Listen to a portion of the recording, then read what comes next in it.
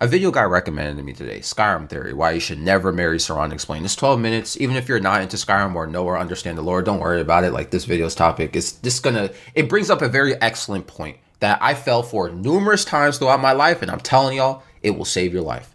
A lot of people will ignore the layers of someone's tragedy because their beauty is attached to it.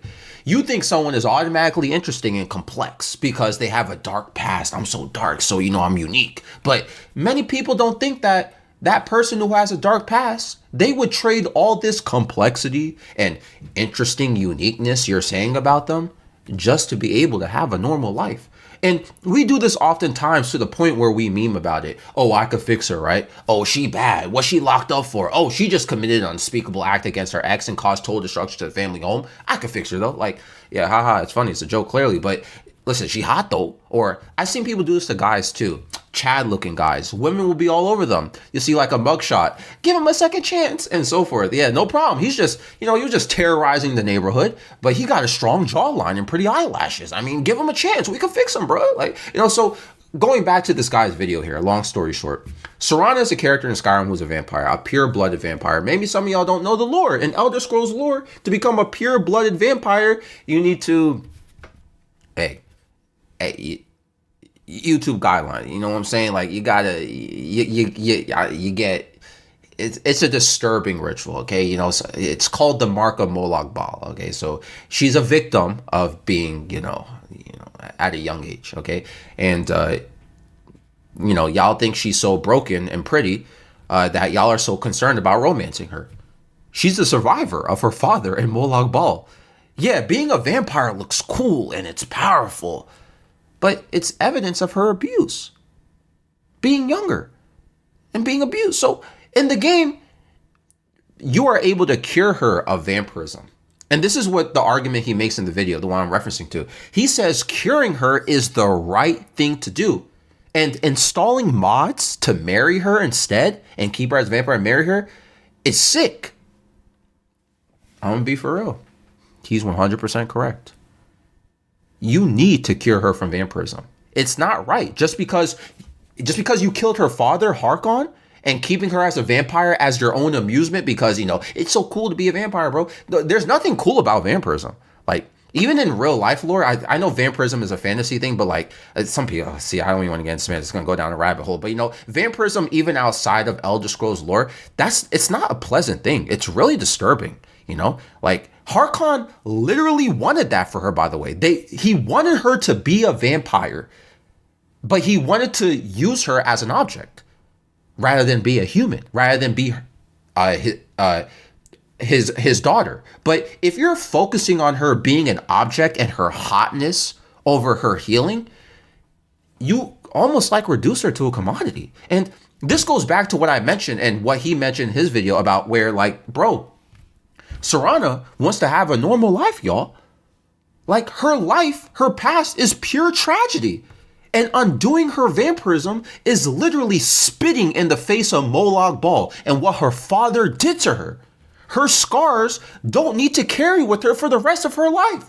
So why y'all not curing her? So, anyway, this is the Elder Scrolls. Anyway, but what I was saying earlier in this video and how this will save your life.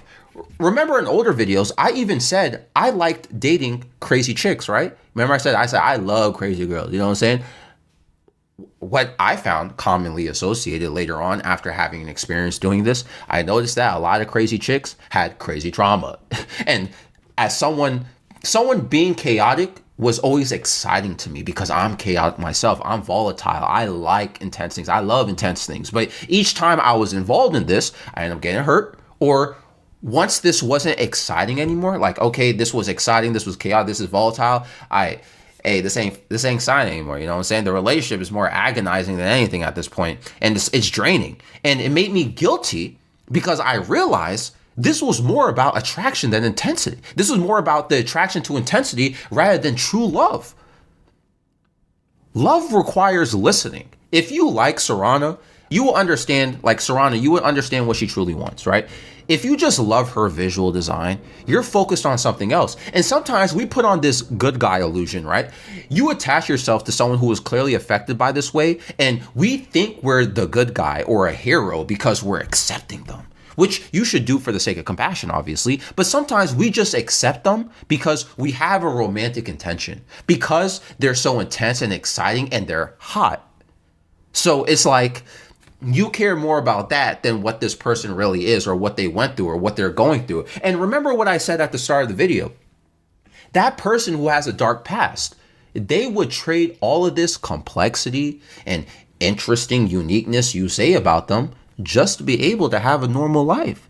It's funny because a few videos ago, I forgot which one, I mentioned this about myself, me too. Like I shared my past on this channel before. Like it clearly affected me in ways. And sometimes I wonder what it's like for some people otherwise to live without certain things that affect them. Like it affects me. Like healing involves getting rid of scars from your childhood, from your past. But if it's just like, okay, well, this is fun and this is hot. It's like, all right, what about growth? What about being free from the past? Why should I be selfish? Ultimate selfishness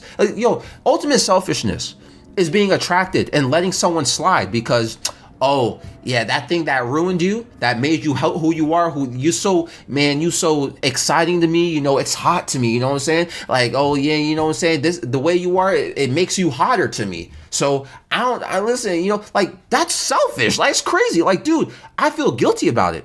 Like I was more concerned about intensity than actual love. And I was selfish being that way.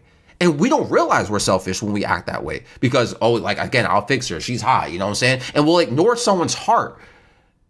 And you'll be more interested in what you're attracted physically and even psychologically about somebody rather than what this person, like, you know what I'm saying? Like, again, I'm not free of this myself. I still love intensity. Don't get twisted. But, over the past year, I started to really enjoy my healing process. And now I don't really crave it as much. Like I find genuine acts of love and care more meaningful to me for the long term without the broken aesthetic attached to it. Like I realized like these intense moments that I would have with people, it was like it only lasted for a short period of time. Then I would want it again. Like I feel like genuine acts of love, they last for a long period of time where like I don't need constant stimulation. You know what I'm saying? Like I'm just happy that it's just there rather than, constantly getting it. And, the thing about it too, it was distracting too. When you constantly get these excitements, you just keep going back to it. You just keep like, I want, like, you can't focus on, you can't be on the grind sometimes because you think about, you want another rush from this intensity. I'm doing a bad job explaining, I feel like, but anyway, what do you guys think? I hope you guys understand what I'm talking about. Sorry if I ranted too much about Skyrim or whatever, because I know some of you guys don't understand or care about Elder Scrolls lore. It just popped up, so it just brought up something. Anyway, this episode is found on Spotify and YouTube. I'm out.